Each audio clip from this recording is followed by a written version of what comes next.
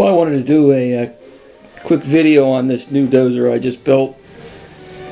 I sold my my personal D-Vibe dozer at the Cabin Fever show, so I needed to build myself another machine.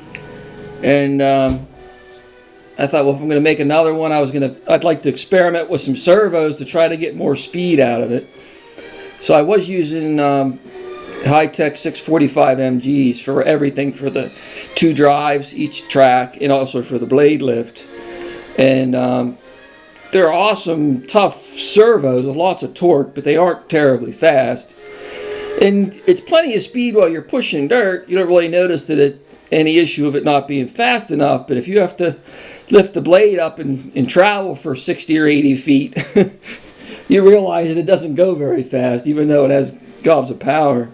So I found that the high-tech, I hope I'm getting this right, I think it's a 5625. It's a digital servo, and it's like the, what is it, the 645 is 0.20 seconds for rotation, for movement, and this one's 0.14 seconds, so it's over 25% faster. And you can tell, I mean, I don't have another one of the machines with me that have the 645s in it, but here's full speed, and it's good 25% faster. It's almost too fast, you know, pushing through heavy dirt. It looks kind of silly, and it's just too fast. So I have low rates on. Here's low rates, which is about the speed of a stock with one of the D5s with the 645s in it. And I also put another pound of lead in this machine. The machines weigh about 3 1/4 to 3.5 pounds with lead in them.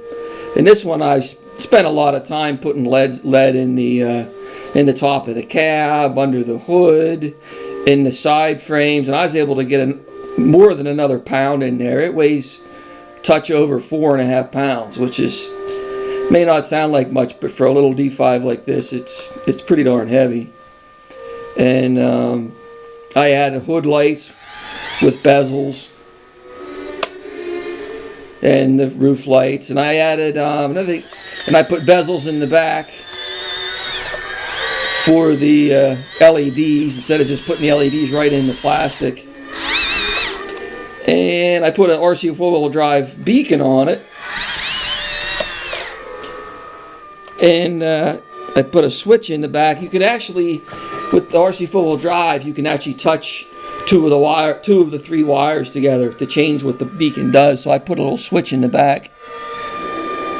So there's, I don't know if that's showing up in the video. Yeah, there it is. So every time you flip the switch, it changes what the beacon does. That's kind of neat to be able to change it.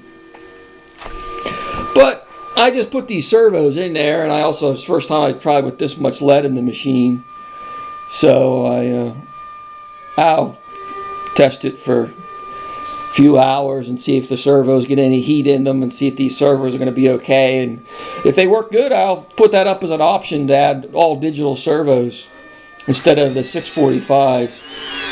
It's probably only going to be like $50 more to add, to switch over to get the option of all digital servos, because the total cost of the servos is only $30 more, and maybe another less than an hour's worth of work to program. Because I also have them programmed, I should show that too. Since they're high-tech digital programmable servos, I have, you can set an overload protection on them, so that if they get overheated or overloaded, they'll actually cut power to 50%. So I have all 3 servos set to do that, so they can't hurt themselves. And I also slowed the speed down so here's the speed of the bucket, so it makes it look more like hydraulic.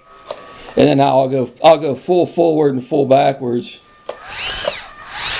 And see how it doesn't just jerk and go, because I have the servo set on a slower speed, so they respond, give the machine more realistic movement like a full-size machine would move. And it pushes pretty darn good with all the extra pound of weight. I mean, it's increased the weight by, what, more than 25%. Increased the speed by more than 25%. So This is, I literally haven't run this thing. I just finished it today, and I've probably run it for maybe 10 minutes so far. So I'll work it hard here straight for like an hour and see if I get see if the servos get hot. Because those 5625 servos have a little less torque than the 645s do, probably because they're geared higher to give the extra speed. So, but the 645s are so overpowered, so much more than what this machine even needs for pushing with, that I would imagine these 5625s still have way more than enough. I think it has 110 ounces of torque. I think the 5625 has. I don't remember. It's 6 volts. But still, you figure what, 10 pounds would be 160. So it still has more torque in one track than what the whole Dozer weighs, even at 4.5 pounds. So I think the servos will last just fine. They hold up just fine, even with the weight and the fact that they're faster. Here I will test the strength of this these servos, these faster digital servos, and see if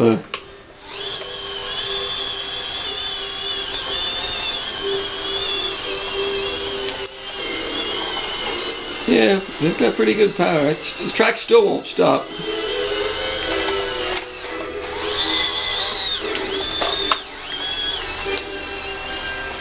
Push this 4x4 around for a while.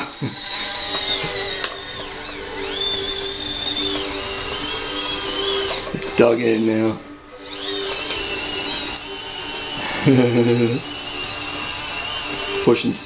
pushing dirt with a 4x4. Get the other side of this thing and push it back. Here, I'll push it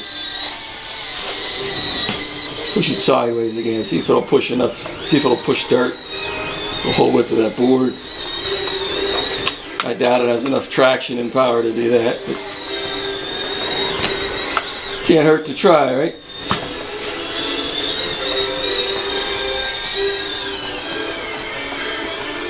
Oh.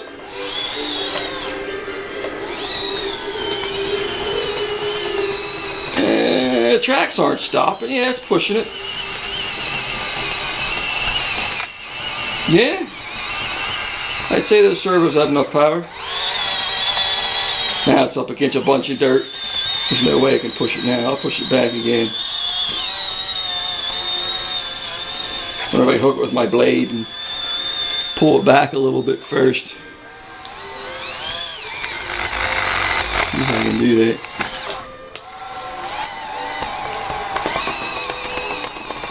Nope, that won't work. Alright, well then I'll just push it.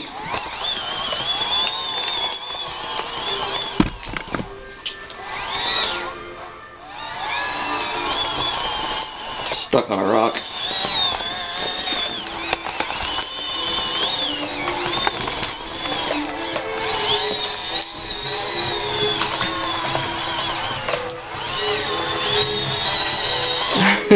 There's so many rocks in here, I should take some of those rocks out of here.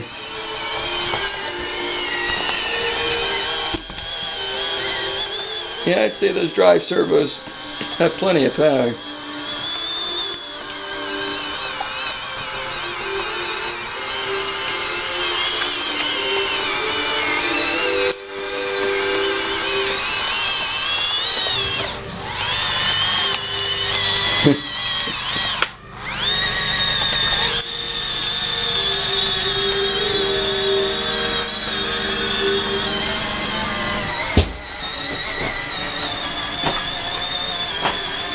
Try it again here.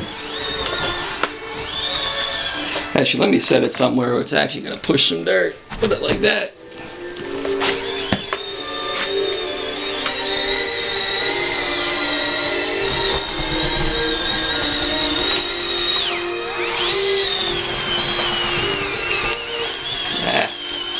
I don't want it to roll. That's better. Not enough traction, but it's certainly not running out of power.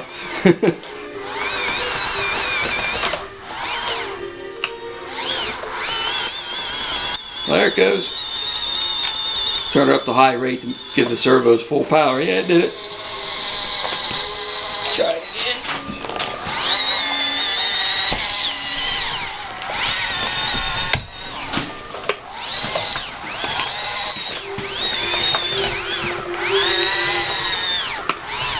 again.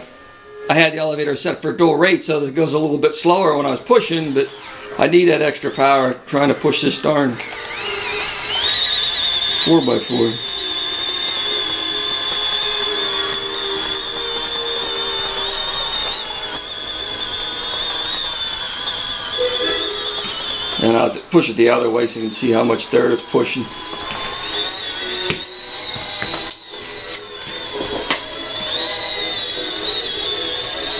Might be kind of tough because I have to climb a hill and then push it. So I don't know if this might not work.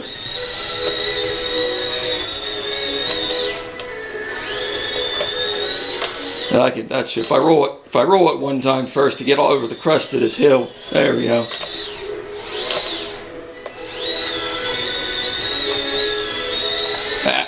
I don't want to. There we go. Hold the blade higher so it stops rolling.